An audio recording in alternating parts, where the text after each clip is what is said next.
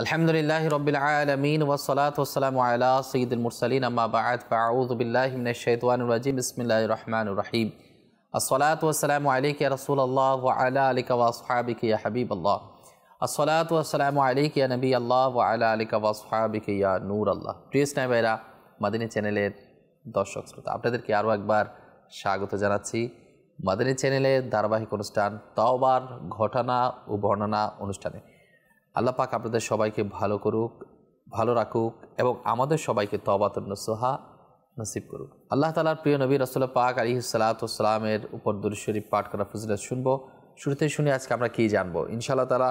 আজকে আমরা জানবো ধ্বংসপ্রাপ্ত দল কারা, এরপর শাস্তিপ্রাপ্ত দল কারা, এরপর বলা হচ্ছে মুক্তিপ্রাপ্ত দল কারা এবং যারা পুরস্কৃত হবে সফলকামী দল, এদের অন্তর্ভুক্ত কারা হবে এবং এর জন্য করণীয় কি।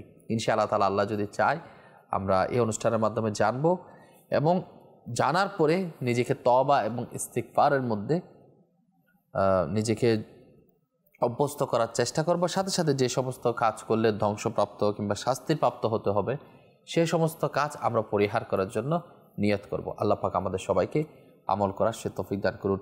নবী করিম আলাইহিস সালাতু ওয়াস সালামের উপর দুরূদ শরীফ পাঠ করার অসংখ্য অগণিত ফজিলত আমরা মাদানী চ্যানেলের মাধ্যমে হাদিসে মুবারাকা শুনি।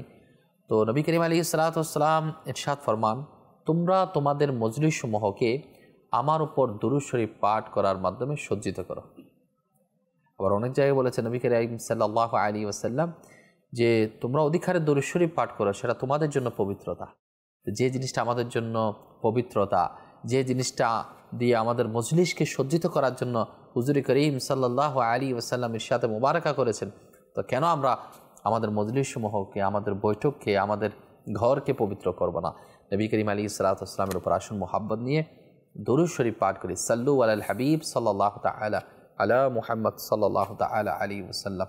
প্রিয় ইসলামী ভাইরা, নিঃসন্দেহে আমরা মুসলমান, আর মুসলমান হওয়ার পর আমাদের কার্যকলাপ, আমাদের কর্মকাণ্ড, আমাদের দৈনন্দিন যে রুটিনের মধ্যে আমাদের দ্বারা যে কার্যকলাপ সংগঠিত হয়, তো এই কার্যকলাপের মধ্যে এটা খেয়াল করুন যে আমাদের কাজ দ্বারা ধ্বংসপ্রাপ্ত হওয়ার মতো কাজ হয়ে যাচ্ছে কিনা।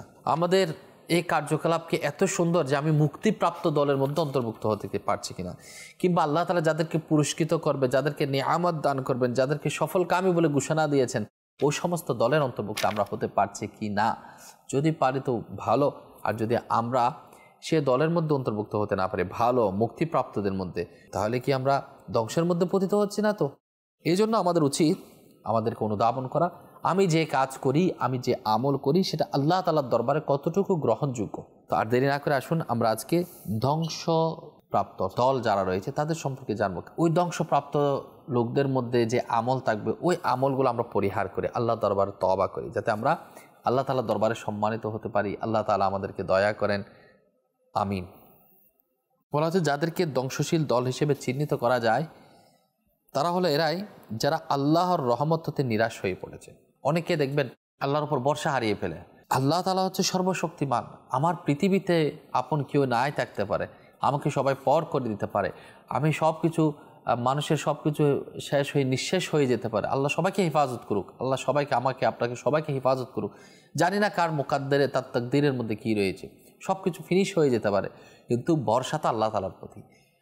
আল্লাহ তাআলার রহমত থেকে যদি নিরাশ হয়ে যায় তাহলে আর কোন দরবারে যাবে মানুষ যাবেটা কোথায়, তা আমাদের বুঝতে হবে। তো বলা হচ্ছে ধ্বংসপ্রাপ্ত দলের মধ্যে একটা দল হচ্ছে যারা আল্লাহ তাআলার রহমত থেকে নিরাশ হয়ে যায়। এরপর বলা হচ্ছে যারা আল্লাহকে অস্বীকার, যারা আল্লাহকে মানে না, খোদা যে একজন আছে সেটা মানে না, অস্বীকারী।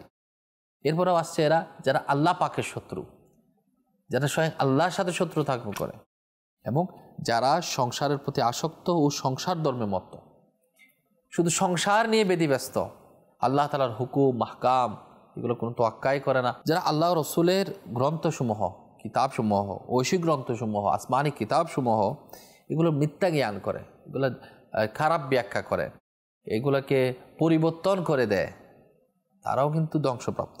এবং যারা নাস্তিক, যারা আল্লাহর অস্তিত্বকে, আল্লাহ যে এক এটা মানে না, সব কিছু প্রাকৃতিকভাবে নর্মালি এরকম যারা চিন্তা ভাবনা করে, আল্লাহ যে এক আছে, আল্লাহর একের বিপরীতে যদি কিছু হয় সেটা শিরিক হয়ে যায়, দ্বিতীয় বললে শিরিক হয়ে যায়। আর যদি আল্লাহ তাআলাকে যদি অস্বীকার করে তারা তো নাস্তিকের মধ্যে পড়ে। আল্লাহ হেফাজত করে। এবং যারা অস্বীকারবাদী এবং যারা বিরোধী ও বিদ্রোহী, এদের ব্যাপারে ঘোষণা এসেছে।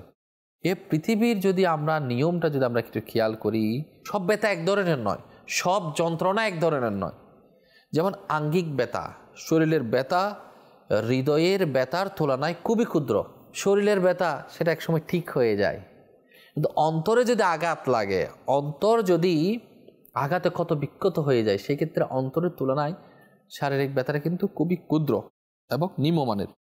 শারীরিক ব্যথার স্থায়িত্ব, দীর্ঘায়িত্ব, পরিব্যাপ্তি যতটুকু সীমা পরিসীমা রয়েছে, হৃদয়ের যে বেদনা, হৃদয়ের যে যন্ত্রণা, এক্ষেত্রে তদপেক্ষা বহুগুণ বেশি বিস্তৃত এবং সম্প্রসারিত।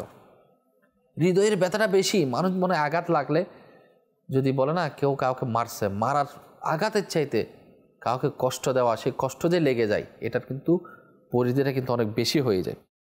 এই জন্য খোদা তত্ত্বের যারা প্রেমিকগণ, তারা দৈহিক সুখ, শারীরিক সুখ দুঃখ তুচ্ছ মনে করে তারা আল্লাহ সুবহানাহু ওয়া তাআলা দিদার লাভ করার জন্য, সান্নিধ্য লাভ করার জন্য চিরকাল ছুটে যায় আল্লাহকে পাওয়ার জন্য।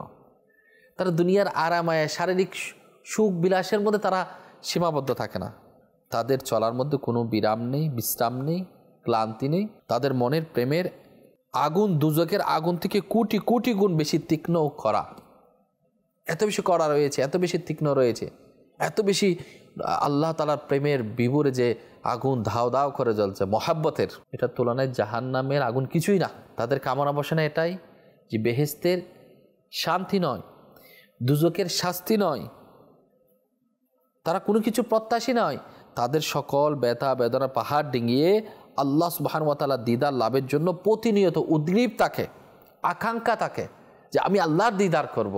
যে রব আমাকে সৃষ্টি করেছেন, যে রব আমাকে এত সুন্দর ধরনীতে পাঠিয়েছেন, যে রব আমাদেরকে সাইয়্যিদুল মুরসালিন দান করেছেন, যে রব সুবহানাহু ওয়া তাআলা আমাদেরকে নবী করিম আলাইহিস সালাতু ওয়াস সালামের উম্মত হওয়ার সৌভাগ্য দিয়েছেন। তাদের মনটা চায় যে আল্লাহকে রাজি করার জন্য, আল্লাহর দিদার পাওয়ার জন্য। প্রেমিকের হৃদয়ের বিচ্ছেদ বিরহের যে আগুন জ্বলে ওঠে, তার তীব্রতা তীক্ষ্ণতা এত বেশি যে সে তুলনায় নরক অর্থাৎ জাহান্নামের আগুন তার কাছে বরফের মতো ঠান্ডা। হ্যাঁ, এই জন্য বলা হয়েছে ধ্বংসপ্রাপ্ত। যারা ধ্বংসপ্রাপ্ত দলের দুনিয়ায় জীবন যেমন বরবাদ হয়ে যায়, এমনভাবে বরবাদ করে যেমন আখিরাতের জীবনে তারা কোনো রকম মর্যাদার অধিকারী না হয়, তারা মর্যাদা থেকে বঞ্চিত। ইরশাদ করেন, তারা তো সেই লোক যাদের পৃথিবীর জীবনের যাবতীয় আমল বরবাদ হয়ে গেছে, অর্থাৎ তারা চিরকালের ধ্বংসে নিপতিত হয়েছে। তাদের মুক্তির আশা নিকান্তই বোকামি ছাড়া আর কিছুই নয়। আল্লাহর এই ব্যবস্থার ফলে আল্লাহর শত্রু দল সর্বতভাবে পদধ্বস্ত হবে, তারা একেবারে বিপর্যস্ত হবে। আর মিত্র দল পুরস্কার এবং সন্তুষ্টি লাভে কৃতিত্ব হবে। সুবহানাল্লাহ। যার সন্তুষ্টি লাভে সক্ষম, তারা যশ মান খ্যাতি সৌভাগ্যের মোহন মালা গলায় পরিধান করে থাকে।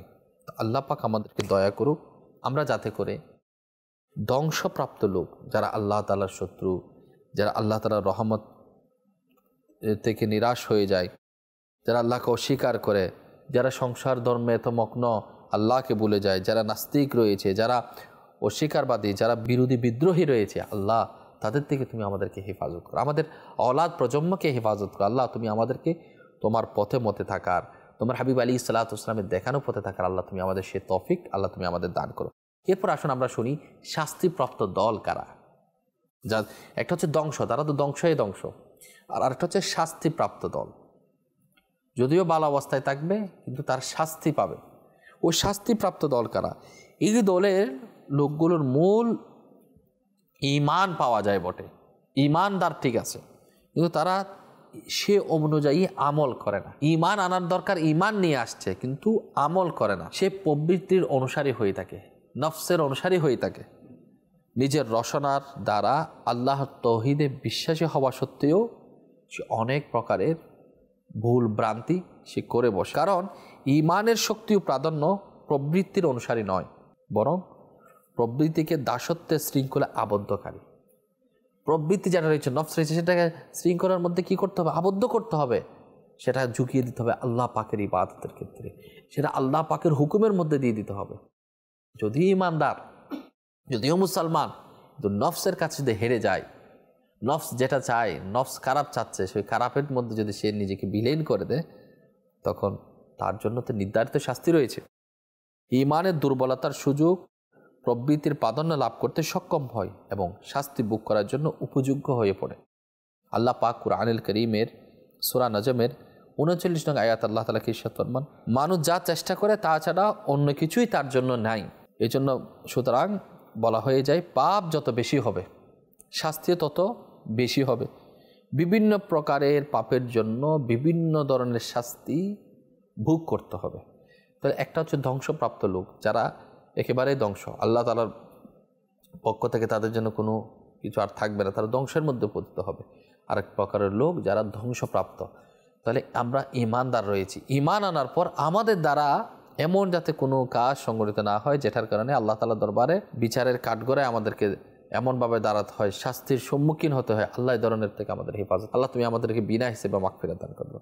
এবার আসুন, ধ্বংসশীল শাস্তিপ্রাপ্ত দল এ সম্পর্কে আমরা জানলাম। এবার আমরা জানব মুক্তিপ্রাপ্ত দল, কারা মুক্তি পাবে, আল্লাহ পাক কাদেরকে মুক্তি দান করবেন। মুক্তি বলতে বোঝায় এমন সৌভাগ্য এবং কৃতকার্য পরিপূর্ণভাবে নিরাপত্তার ধারক ও বাহক যারা মুক্তি পাবে। তাহলে মুক্তি কারা পাবে? মুক্তি বলতে বোঝায় সৌভাগ্য, কৃতকার্য বা পরিপূর্ণভাবে নিরাপত্তার ধারক ও বাহক। আল্লাহ চাইলে অনেকে মুক্ত করে দিতে পারেন। মুক্তিপ্রাপ্ত এমন দলগুলো যারা খেদমত ও সেবা করে নাই বটে, কিন্তু কোনো রকম দুষ্ত্রুটিও করে নাই। খেদমত তো সেবা করে নাই, দুষ্ত্রুটিও করে নাই, আর দুষ করে নাই বলে তারা শাস্তি হতে অব্যাহতি লাভ করছে। দুষ করলে তো শাস্তির আওতায় আসবে, তো দোষ না করলে শাস্তির আওতায় থাকবে না।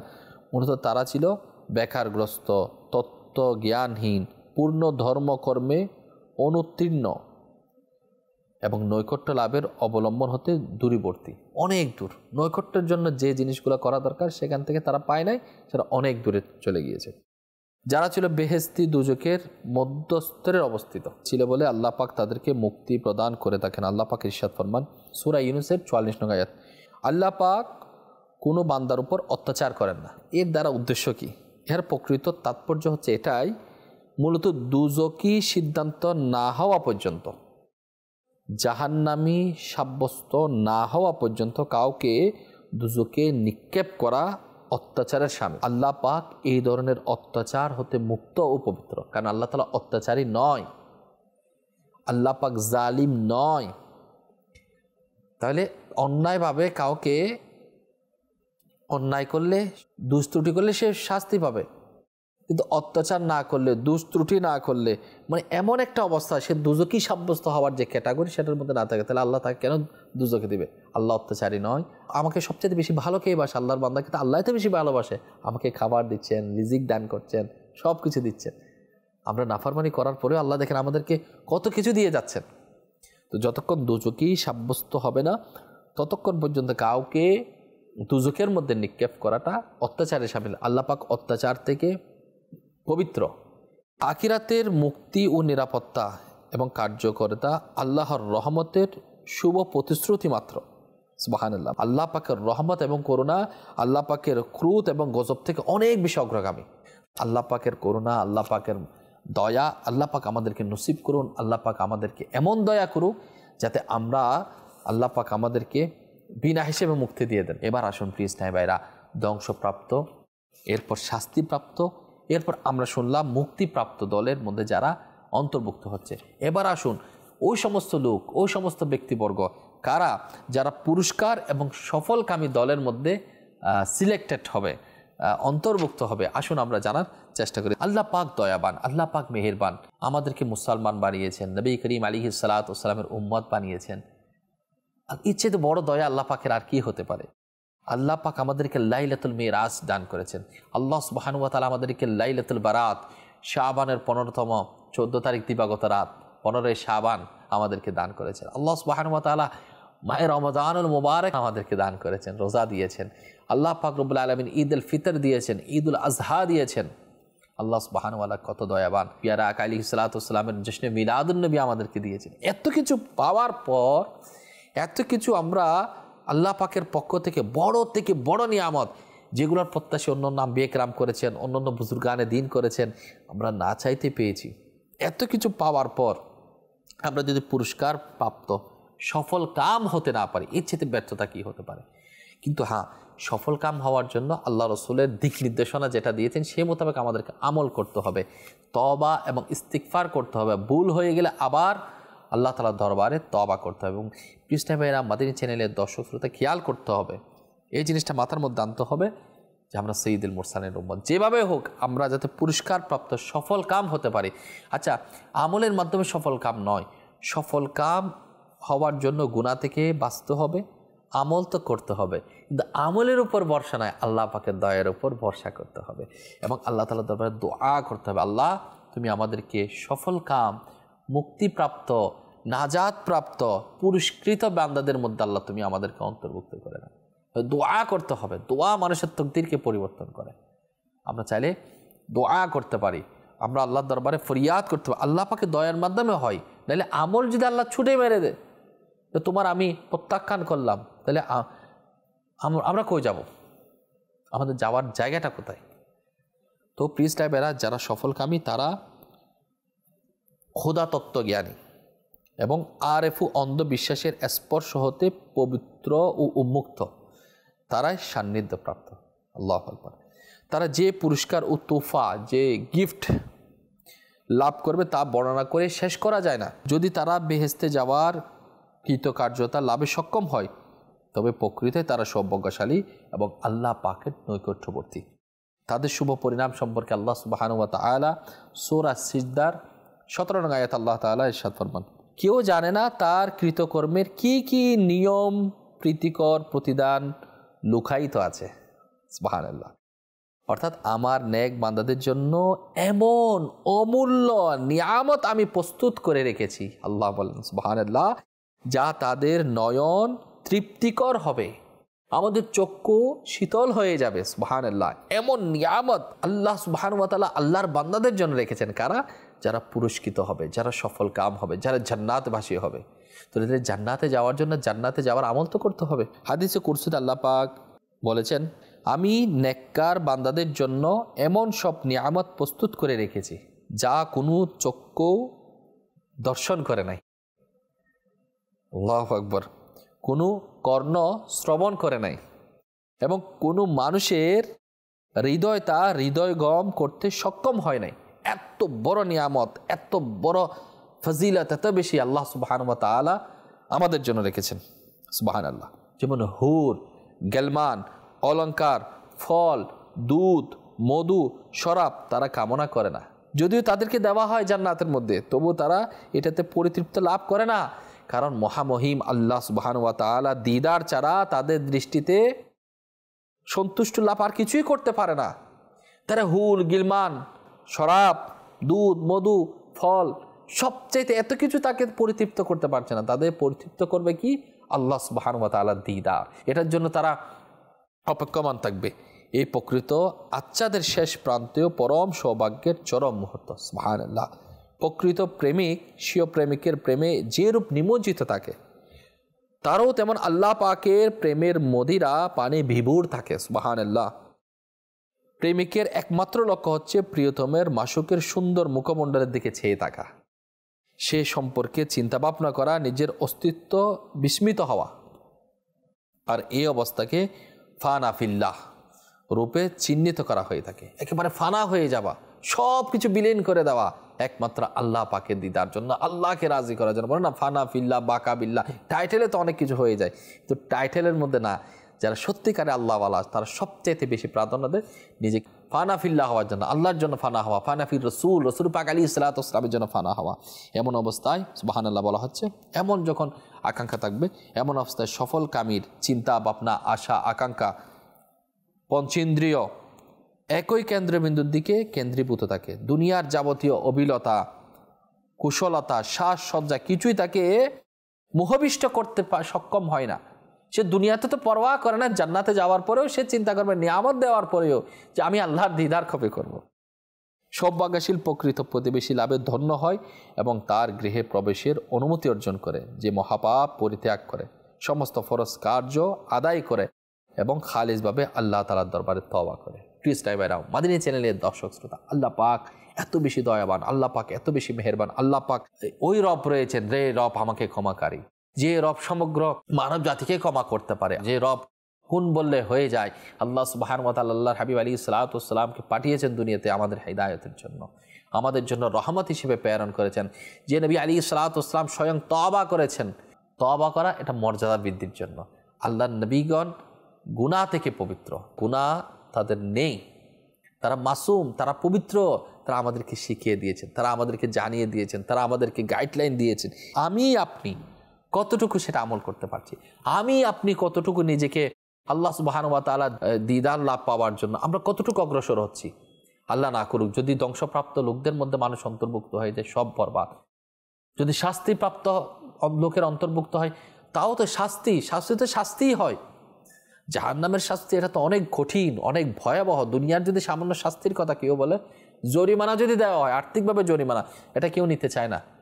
আপনি দেখবেন তো যখন ট্রাফিক আপনাকে জরিমানা দেয়, তখন আপনার মন খারাপ হয়। বিভিন্ন জায়গার মধ্যে জরিমানা দিলে আপনার খারাপ লাগে, আমার খারাপ লাগে, কষ্ট হয়। টাকা অর্জিত টাকা দিয়ে দিতে হবে, জরিমানা দিচ্ছে। যদি সেটা বেত্রাঘাতের শাস্তি হয় আর দুজকের শাস্তি, তাহলে শাস্তিপ্রাপ্ত থেকে নিজেকে বাঁচাতে হবে। কিন্তু আমরা চেষ্টা করবো সফল কাম হওয়ার জন্য, আল্লাহ দিদার পাওয়ার জন্য, আল্লাহ রসুল সাল্লাল্লাহু আলাইহি ওয়াসাল্লামের দেখানো পথে চলার জন্য। আল্লাহ যদি দয়া করে, আল্লাহ যদি মেহেরবানি করে, ইনশাআল্লাহ তাআলা আমাদেরকে এমন দয়া করবেন যে আল্লাহ পাক আমাদেরকে নাজাত দিয়ে দিবেন। আল্লাহ পাক আমাদেরকে ক্ষমাপ্রাপ্ত এবং পুরস্কার প্রাপ্ত সফল যারা রয়েছে এদের দলে যদি অন্তর্ভুক্ত করে নেয়, যে দলের মধ্যে আল্লাহু আকবার আম্বিয়া কিরাম রয়েছেন, সাহাবায়ে কিরাম রয়েছেন, আল্লাহর ওলিগণ রয়েছে, তাদের উসিলায় যদি আমরা পার হয়ে যেতে পারি, তাহলে ইনশাআল্লাহ আল্লাহ পাক আমাদেরকে জান্নাত দান করবেন। আল্লাহ পাক আমাদের সবাইকে কবুল করুন। প্রিয় টাইবেরা মাদিনী চ্যানেলের দর্শক শ্রোতা, আল্লাহ যদি চায়, আল্লাহ পাক দয়া মেহেরবানি করলে ইনশাআল্লাহ আগামী সপ্তাহে আরও নতুন তথ্য নিয়ে তওবার ঘটনা বর্ণনা অনুষ্ঠানে আপনাদের সম্মুখীন ইনশাআল্লাহ উপস্থিত হব। আজকে এতটুকুই। ভালো থাকুন, সুস্থ থাকুন, আর মাদিনী চ্যানেল অবশ্যই দেখতে থাকুন। সাল্লু আলাল হাবিব সাল্লাল্লাহু তাআলা আলা মুহাম্মদ সাল্লাল্লাহু তাআলা আলাইহি ওয়াসাল্লাম।